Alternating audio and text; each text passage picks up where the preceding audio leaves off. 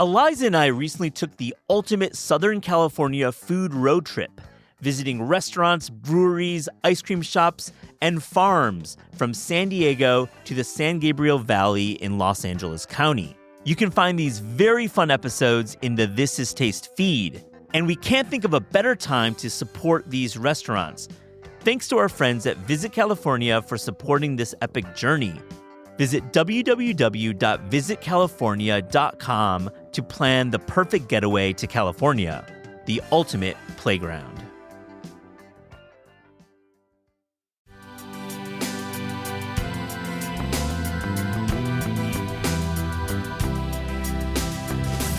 There's a lot of ways to balance sweetness in a dessert. You can kind of overwhelm the balance one way or the other if you do way too much salt or way too much smokiness where you can't taste anything else. It's kind of that trial and error that helps me kind of get through of next time I'll do this and next time I'll do that. This is Taste. I'm your host, Eliza Barbanel.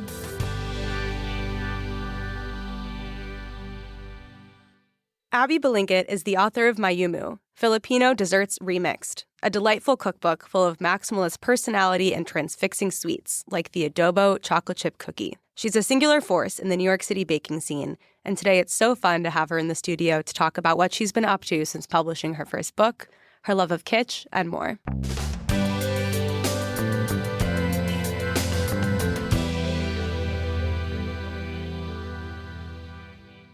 Abi Balingit, this is Taste. Thank you for coming on the podcast. Thank you, Eliza. I'm so happy to be here. I'm so happy to have you here. This is my first time recording in our fancy new studio, and you are dressed to impress, as always, with fuzzy strawberry earrings. Is that what they... pizzas. Oh, no. It's fine. No, I should start over. Okay. No. They do look like... I guess if they were strawberries, they'd have to be the pine berries. That's true. That are mostly yellow with the red spots on them. It's hard to do 3D. I guess pizza doesn't really make sense. So the shape, I would imagine you would, it seems like a strawberry. It's not your fault. It's like a pizza berry kind of. Pizza berry, yeah. You also have cookie earrings that I've seen you wear before. Yes. How extensive is your food accessory collection? Oh my God, it's quite extensive. I feel like earrings were really my go-to accessory during the pandemic, and I really gravitated towards it on Zoom calls, just nothing else to show off. And so I have a lot, just a lot. What's your latest, greatest addition to the food accessory wardrobe? I would say it was really nice. One of my friends made my cookbook, just the cookbook title and with the little Holla Holla Baked Alaska, as an earring for me. And I was one of the sweetest polymer clay kind of earrings I've had in my whole collection. I love that. And I love that you have other polymer clay earrings in your True. collection. I know you do. And I would imagine that over the course of your book tour last year, you maybe were gifted other earrings or food accessories. I feel like when you can become known for something, it's such a fun totem that people can bring to you. Did that happen? One of my old roommates in college, when I went to LA, she got me a bedazzled, those coffee mugs that are extra large. It had Mayumu all printed all over it, and other people were dressing up kind of in the colors pink and hot pink and lime green. So it was really such a beautiful thing to witness in real life. I love that. And because you're on my podcast, I get to ask you all the questions that I've always wanted to know. One of which is, have you always been such a colorful maximalist dresser? And do you think that impulse is a similar impulse in terms of the flavors and the kind of colorful desserts that you make? I feel in high school, I was very scene kid, wannabe scene kid, and I really wanted to be emo, and I was just on Tumblr a lot. So I feel dark grunge was kind of what I was going for. Didn't execute very well with what I had, but I think lately in life, in my 20s and onward, I feel color is just something that I love and gravitate towards. And definitely in baking, I feel it's subconscious almost, that it's I think there are certain spices that just have so much flavor, and they end up being bright red, or ube, for example, is so purple, and I feel that's just, it comes with the territory, I guess. And I think it's just an interesting kind of thing to always think about. And for me, when I first started baking, I remember just covering all my mistakes with sprinkles and rainbow sprinkles, any kind of sprinkle I could get, Wilton from Michael's, Joann's. And so it is something I love to use.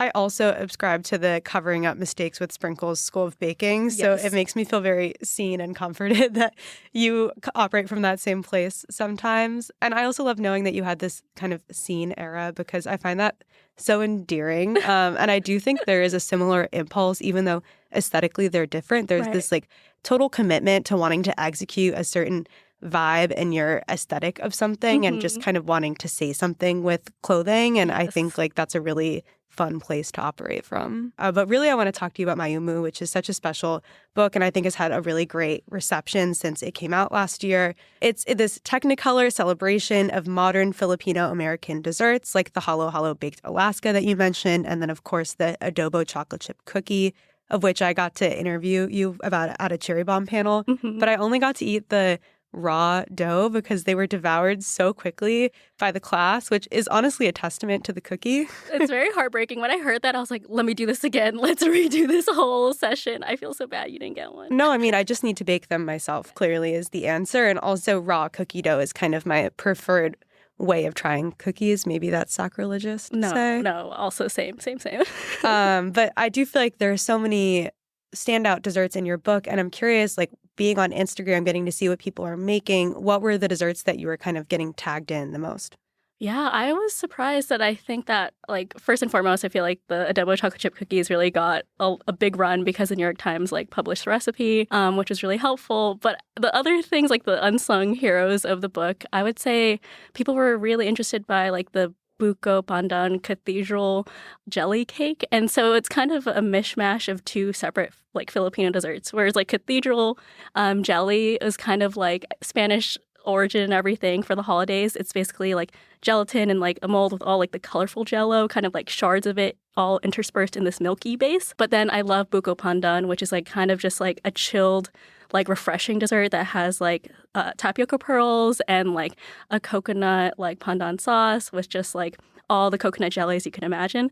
And so mine is like a monochromatic kind of version of it. And then someone literally DM'd me 2 days ago and was like, I didn't realize I don't have like your pandan extract that has the green food coloring. So it came out just pure white, but it was like beautiful. It was kind of like an ice sculpture. And I was like, it's fascinating to see like where like things are, people are like apologize first when things go slightly wrong, but it's not wrong. It's just like different. And I think that's really empowering to kind of see as like a cookbook author, just like these are your creations in theory, but like other people kind of, it takes on a life of its own. Yeah, I know. And imagine as somebody that cooks other people's recipes as well, like you've done similar tweaks or substitutions for things, and it's part of the way that people live with recipes. Yeah, it's not stagnant. It's like constantly like a living thing that you just get to tweak and change. And I think that's really beautiful. I'm trying not to be too much of a stickler about rules, especially. I guess with baking, you kind of have to be with certain parameters, but it's okay to do what you can with what you have.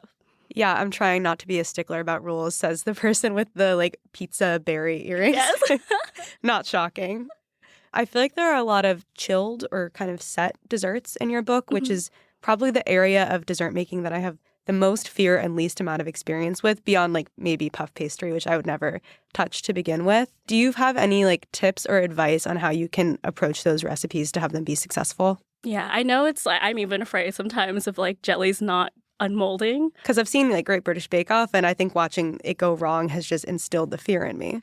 I think like under pressure, when you're really under a time crunch, it sucks when you just, honestly, it takes time. I think with jellies, you just have to let it set, sometimes overnight, and it's going to be okay. But like sometimes I like to like jiggle it a little bit and just like kind of feel it in the pan, like whether it's sloshing, then it's maybe wet. And so I think your instincts are always right when it comes to that. And sometimes I do like a spray of like Pam to be like extra greasy, like please come out, please come out. But when you're about to overturn your like pan, just make sure that you kind of heat it a little bit in like hot water, like a little bain-marie or something.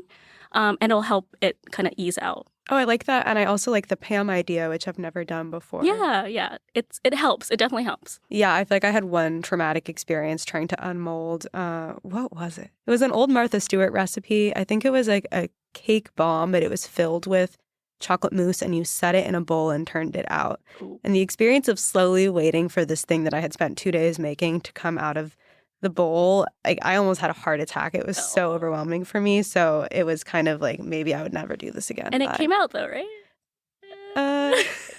I would say it did come out, but not in one piece. Yeah, it happens. But it's then deconstructed. Back to the School of Sprinkles, yeah, I just added a lot more of the chocolate mousse on top, which was not part of the original recipe, but it looked festive, and then nobody could tell that there was like kind of a divot missing from the top. Yeah, you got it. So I also want to talk to you about using savory ingredients in recipes. I think the like adobo cookie is a really great example because it has vinegar and soy sauce and bay leaf and all of these things in it. In general, how do you approach incorporating savory qualities into desserts? Yeah, I feel like I think of it like one element at a time. And lately I've been kind of like fixated on like smokiness. I did a collaboration with Tanya at Little Egg, and I did like a smoky pistachio, kind of like smoked paprika, kind of a cinnamon bun.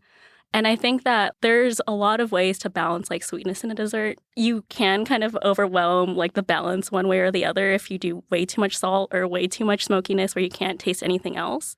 It's kind of like that trial and error that helps me kind of get through of like, oh, next time I'll do this and next time I'll do that. Tasting and tasting and tasting along the way is really helpful because, for example, the adobo chocolate chip cookie recipe, as you let the cookie dough rest overnight, the balance of flavors, they kind of just meld more, and especially like the bay leaf and like the herbal flavor. And so I feel like savory is just like a tool for you to like better your dessert in terms of like rounding out the edges of, I think sometimes things can be way too sweet, and then that is like a temper for it, for sure. Yeah, and I know I'm not a professional recipe developer, so maybe this is not a good swing, but I would imagine that if you want to have a dessert that isn't too sweet, sugar is providing structure and all of these things into the dessert. So taking out the sugar doesn't necessarily get you to the ideal texture and consistency that you want it to be at. So adding in the savoriness or the smokiness maybe helps temper out those qualities while still letting you use the amount of sugar that you need. Correct. Yeah. Especially that. I forget about that. Is also very important, Liza. You're right. Oh my God. Gold star for me. I like that idea. I'm curious about smoky. So you did smoke paprika. Is there anything else that you're experimenting with?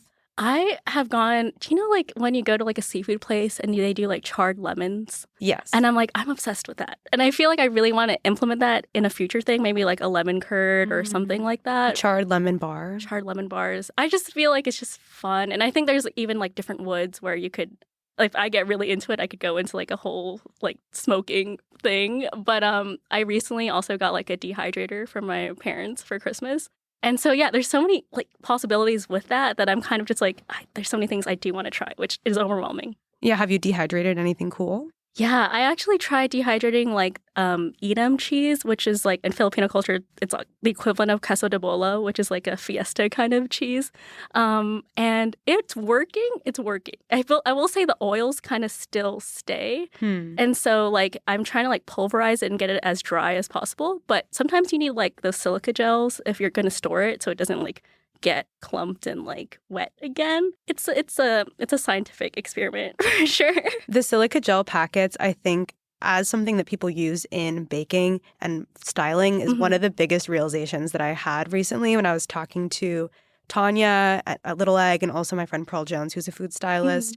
They both, whenever they're making meringue at scale, are just keeping the silica packets and throwing them into the fish tub or whatever to keep the moisture out. Which I just love that there is a use for these things that I've been throwing out of my baked goods. So now I'm collecting them in a little drawer, and I'm hoping that one day I can give them to somebody to be of use. No, I think it will definitely come in handy. You got it, Liza. I mean, I'm not personally going to make meringue, but maybe... Someone will. I will. Yeah, you will make meringue. And then I think I had a pink meringue that you did one time. Yeah, I did it for Rini's pop-up at Winona's last September, I think. But that was like a mango lassi inspired kind of rosewater meringue filled with mango curd, kind of a curd, but not a curd. Actually, it was just the mango kind of like nectar pulp. And then I think I had it was like a yogurt sauce, and that was great. Yeah, I liked that because it was a very wet meringue. Not like the meringue itself was dry, but what it was served with had a lot of moisture, so it wasn't like too dry at all. Which I feel like all of my ideal foods are kind of like very saucy or like wet foods. I love that about you, Liza. I feel like there's so much to go with that. Like in terms of just like vehicles of flavor, sauces, 100%.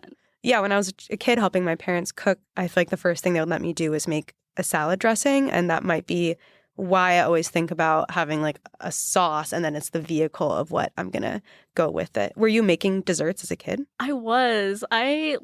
There was a time when I got really into Food Network and watching the cupcake baking challenges and all that. Cupcake wars, Cupcake right? Wars. But there was also, like, yeah, Cupcake Wars was a thing. And also there was just, like, Food Network Challenge, where it was, like, the big showstopper cakes with, like, fondant-heavy kind of designs. Mm-hmm. And I remember just, like, my sisters would have her friends over, and she was, like, in high school. And then I'd be like, hey, like, can I make, like, a little, like, tasting for your friends? So it was like an omakase, like in my head, like I'm like, here's your drinking chocolate, and I just like melted down like Trader Joe's chocolate with like heavy cream, and then here's your like blondie with like ice cream and maple syrup, and it was just like Applebee's like knockoff copycat recipes. I tried so many fun things in my parents' kitchen that I don't know if I do the kind of baking where it's just like I want to make Red Lobster's like chive biscuit right now. Versus now I'm like, I want to make more like original things. But it does feel like a good, like, I guess, jumping pad of like, oh, this is something that I love about this chain restaurant favorite into something that is uniquely me. Yeah, that was fun to just do whatever back in the day. How old were you doing these? I was like 13 when I started baking. I honestly could cry right now that you were like the little sister making dessert tasting menus for your older sister's friends because you wanted to hang out with them. I just wanted to try something. I know. I was just like, I feel like I'm just like, a people pleaser, and I just wanted like affirmation, like, did you like it? And, like, words of affirmation. Yes. Yeah, that's a great love language to have as a pastry chef because everyone has such a visceral reaction when you eat something good. You're going to get that response. Mm-hmm. And you mentioned Red Lobster. In your cookbook, I feel like there's this really wonderful appreciation of kitsch. You have a recipe for molten lava cake. Mm-hmm. Tell me about what you love about kitschy, chain, throwback kind of culture and aesthetic. There's so much nostalgia with it, especially with molten lava cakes. I don't see those often on a menu anymore, and it makes me kind of sad. There's a certain level of like skill, honestly, to do these kinds of like trite, overdone, overplayed desserts that I think like to bring that to like a home kitchen, like through a cookbook and through these recipes, it's like kind of like reliving something that I never also got to, in general, maybe eat as much. I was just like, oh, this sounds really good, and I want to make it in a way that I would eat it. And so that one has like ube and makapuno flavors in it. But I also remember just having like a pineapple, like guava upside down cupcakes or like mini cakes in my book as well. And I think of desserts, like you're right, forms of expression where it's like, oh, this is like Americana to me, even though I didn't directly experience it sometimes. I just watch movies and I would watch like I Love Lucy and kind of feel like, oh, I want to kind of translate that into flavors and tropical flavors that I know. So sometimes like that kind of exchange happens where I'm like, wow, like in my ideal world, this is what I would have had, but I wasn't born in like the 60s or something. Yeah, I love that you say Americana. I do think even the experience of nostalgia for something that you watch through TV feels very Americana to me in a certain kind of way. And I think that's something that I've noticed in your recipes and certainly with a lot of other contemporary recipes that have a lot of online success is that there's something that's maybe more familiar and then something that's less familiar. But what those two variables are is dependent on who the audience is. Like if you say adobo chocolate chip cookie, for somebody who is like maybe not Filipino and hasn't had adobo before, that is the unusual part. And then the chocolate chip cookie is the more familiar part. But for a Filipino person, the adobo is very familiar. And then it being in a chocolate chip cookie is kind of the twist. So it works in both directions. Right. I feel like that's really fun. And also sometimes when you're coming up with recipes, like do you start from wanting to combine two explicit things, or is it an ingredient or a technique? It's a mixture. I feel like you just said with like the adobo chocolate chip cookies, for example, like I knew that like I've made a million cookies before. And I think when it's something that like I feel comfortable with and I already know like I can nail the basis of this down, sometimes like the flavor aspects and like the like fun flashes of like, oh yeah, there's a little pink peppercorn in here. Like that happens kind of after the fact. And maybe in a way, like I think about baking kind of like karaoke. I know the song and the lyrics are on the screen and you're just like, I can do this. And, you know, it doesn't matter who's in the room. And I do feel like sometimes when I'm cooking, I don't have that same sense of just like, it's going to be okay. There's like everything you need is like step by step by step. And not to say that there aren't directions and steps for cooking. I just feel like it's like that type A part of my brain that's just like, I need this rote kind of like process and I can do everything else right. And yeah, it's freeing in that sense. Like I like having little cubes or like squares. Okay, wrong. Squares where I can just like interact and like put the elements in, but it's supposed to come out as it's supposed to, or like it's meant to come out. I love that metaphor so much. It also feels like a very like Filipino metaphor to use karaoke because I know, feel it's like a comfort. yeah. Are you into karaoke? Oh my God, I grew up singing karaoke. And it was like the karaoke that like they'd give you scores. You know, like say more. Well, there's like a really famous one, like Magic Mike is like a very Filipino like branded karaoke, and like you would sing and then like you'd wait for like at the end of the song to play out and it'd be like da da da da da, and it'd be like a really outro of like this is your number score out of 100. And so I feel like it's really hard to get like 90 and above unless I don't know what they're calculating here, but I feel like it's a lot of like, oh, did you sing on beat with the words on the screen? Or like I feel like honestly it's loudness. I don't think they're really that. It's not intense technology. I just think it's like were you singing loud enough into the mic and hopefully you did well. But it's hard. I don't know. The algorithm I have not mastered whatsoever. What's your karaoke song right now? My karaoke song right now, I have been listening to a lot of Chappell Roan. And so I think My Kink is Karma is probably my favorite song right now. I did karaoke this past weekend with Tanya, actually, which I don't do karaoke that often. And I did Glamorous by Fergie. Oh, that's a good one. That's great. It was a good one, except for I realized that I had to be really committed to like actually sell it. And you're spelling. And be glamorous. Yeah, and luckily I know how to spell glamorous. Thank God. That part was easy. Otherwise we would have been in big trouble. But the performance aspect, I think I needed to come a little harder, to be honest. So later this month, you're speaking on a panel that I wanted to talk to you about the theme of. It's going to be with Nassim Al-Khani from Sofra and Kayla Stewart, who wrote Gullah Geechee Home Cooking, and Mayuk Sen is moderating it, which I love him so huge. much. Yes, so excited. I've never met him in person, but I love his reading, and I feel like he'll be such a great moderator. And the theme of the panel is called Food Writing Across Cultures, and you're all going to be talking about kind of the path to your respective books. And I'm curious about how you approached presenting Filipino food in your book in this moment where I feel like certain aspects of Filipino cuisine, certainly like ube as an ingredient, even have had really like popular trendy moments, but obviously there's more representation to go. How did you think about like presenting your food to this broad audience? I think in like a panel setting, it's really fun to kind of like, I know like I'm the sole representative here for like the Filipino cookbook, but it's almost like I find more similarities with everyone there despite like our different cultures, that it is like exciting to kind of be like, wow, like I fit in this conversation here. And it's very like, I guess like empowering to kind of be like, oh, you know, like I might just be this voice right now that's speaking on this panel and has the space to talk. But I feel like I also hope to like kind of bring other people into the conversation that I know, like other chefs, Filipino chefs, other Filipino authors that I love. And I think that's kind of like what you can do in the moment where it's like, I feel so nervous because sometimes I just don't feel like I'm the type of person where I'm like, oh my God, the attention is on me and it scares me. And like, I guess like internally, but it's so cool to like share that limelight with other people and use that as like a platform to be like, hey, like you should check out these restaurants and you should check out all these like places across like the country and even outside the country that are showcasing and highlighting Filipino food. And so I guess I take it with like a lot of like responsibility, but also like I try to have as much fun as possible and still like just become like really good friends or ideally like get to know all the people on the panel because it's really fascinating. It's really cool to like hear about other people's processes. And I also just like benefit so much from that. And I get to maybe meet them again in like another setting or capacity. And I think that's really special in these like in-person events that we didn't really have in like 2020.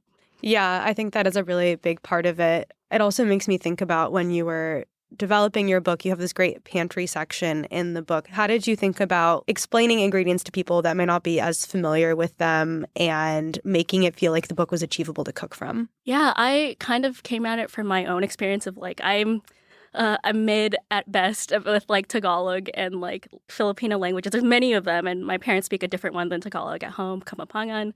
I think of labels a lot, and whenever I think of brands, I'm like, look out for this tropical like coconut tree on this specific like ube jar. And that is so important, right? The signposting, because I was trying to buy oyster sauce recently, but there was a very specific brand that I was instructed to get, which is like the mother and her child holding each other on the label. Oh yeah, the panda, yes. Yeah, but there was like, there are 2 different aisles for oyster sauce, so I couldn't find it in the right aisle. Anyways, I went to the right aisle, I found it. No. But having the description is really helpful, I think. Oh yeah, like visual cues for sure. And like my friend Cherise Celestial did like the illustrations for that section.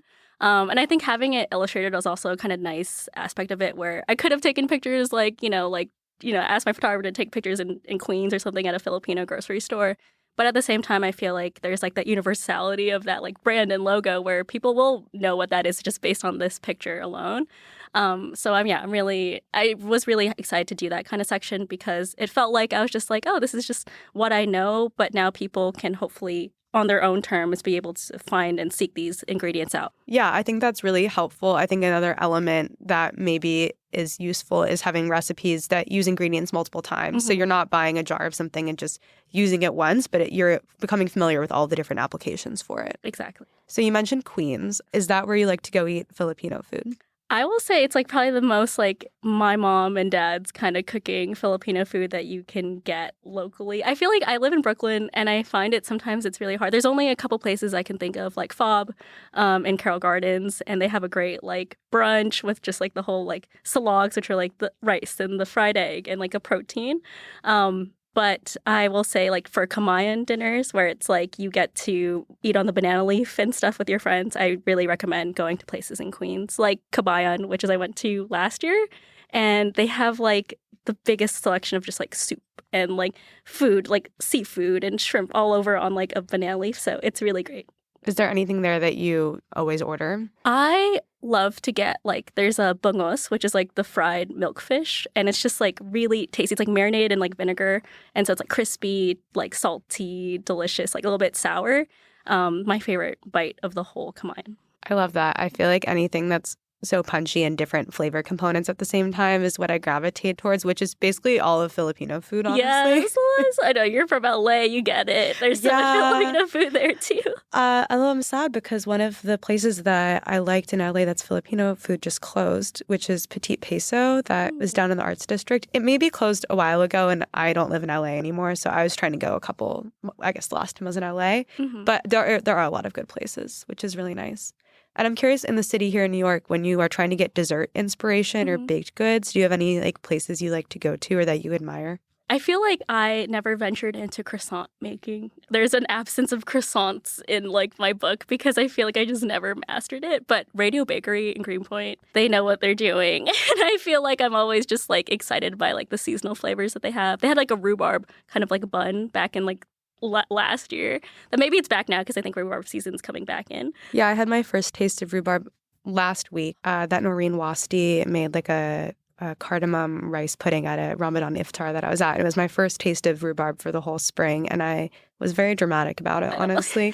You have to be dramatic. It's so like seasonal and like, it's like ramp season. It's like, when will I be here again? Yeah. So the rhubarb that you had at Radio Bakery, it was in a croissant. How was it? I think it was like more like a bun, I want to say. Or it could be, it's been a while. I think about it a lot, but I'm like, it's been so long since I had it. But they do great like savory kind of like croissants too. So I'm always kind of just like wanting to go there. But you have to get there early because I feel like at 3 p.m. by the time they close, it's like the slim pickings at the end of the day because everyone's gotten all the croissants. Yeah, I feel that. How do you feel about ice cream in the city? I love ice cream in the city. I feel like so I guess I keep referencing Greenpoint, but my boyfriend lives in Greenpoint. It's understandable. Also, it's a great dining neighborhood. We love Greenpoint and like pro Greenpoint. But there's the Screen Door. Have you ever been to Screen Door? No, what is that? It's kind of like really close to Magorag Park. No frills, really cute, just like seasonal like ice cream shop. So they do like egg creams and they do like all like the milkshakes and they do like banana splits and stuff. Just like the same like 7-8 flavors on rotation, and they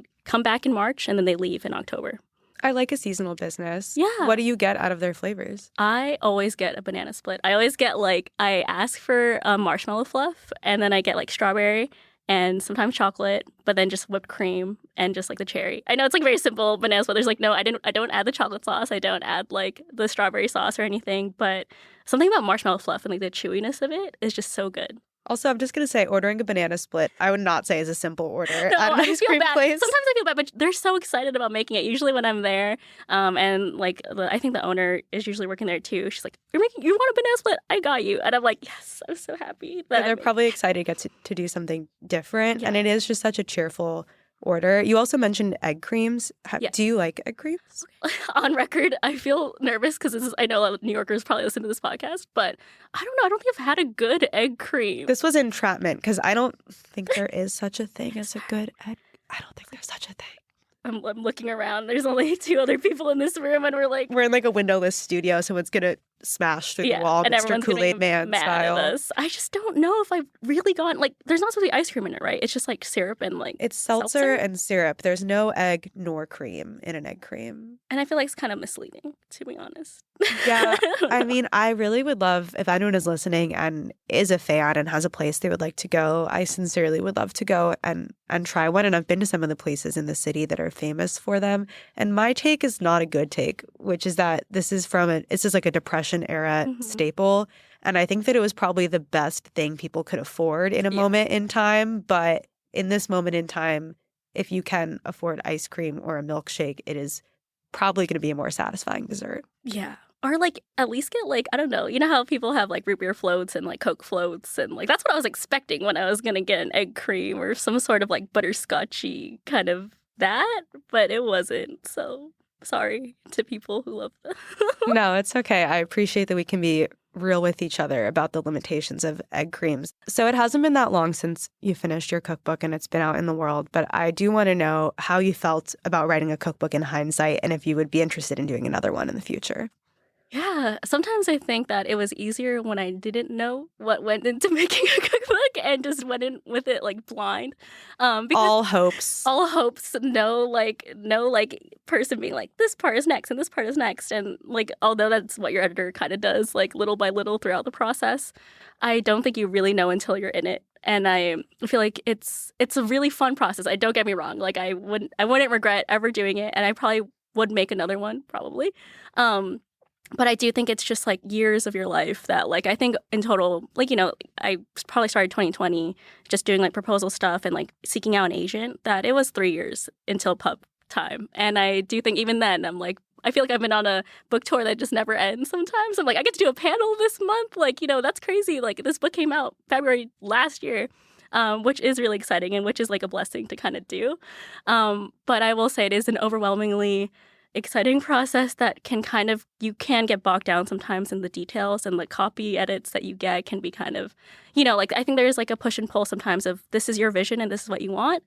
And at the same time, like you're working with so many more people than you're used to on like than your blog or like than like a regular recipe. You're doing 75 or 200 at a time.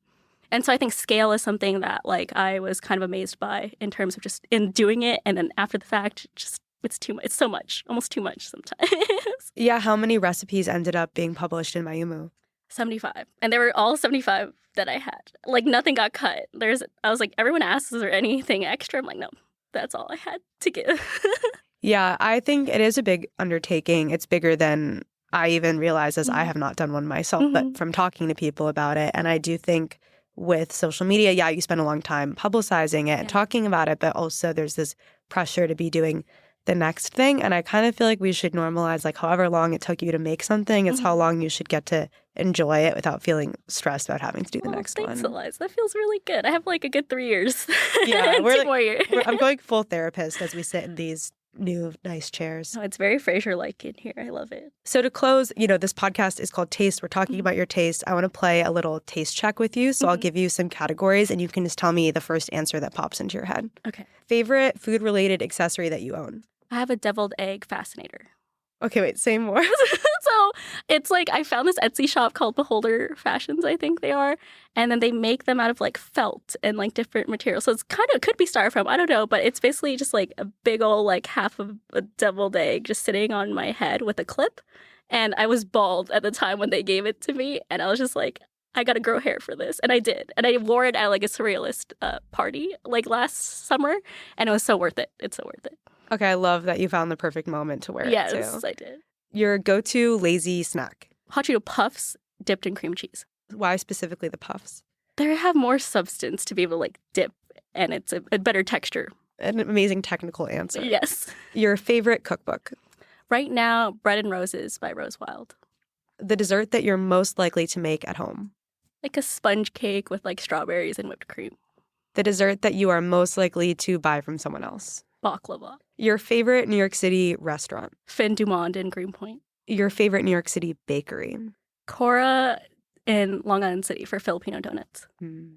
What's your order there? They have an amazing like churron. So it's like the fried banana. It's like a fried churro with like banana caramel and like banana chips on it. A restaurant that you wish could be your neighborhood restaurant. Kalaya in Philly. The most underrated piece of kitchen equipment. Those spice blenders, that electric ones. Like the tiny ones. You know when it's like you just want to like grind a little bit of stuff, but you don't want to use your whole like a spice grinder. Yes. Gotcha. Yes. Okay, and finally, a fictional food scene, like from a movie or a book, that you most want to eat.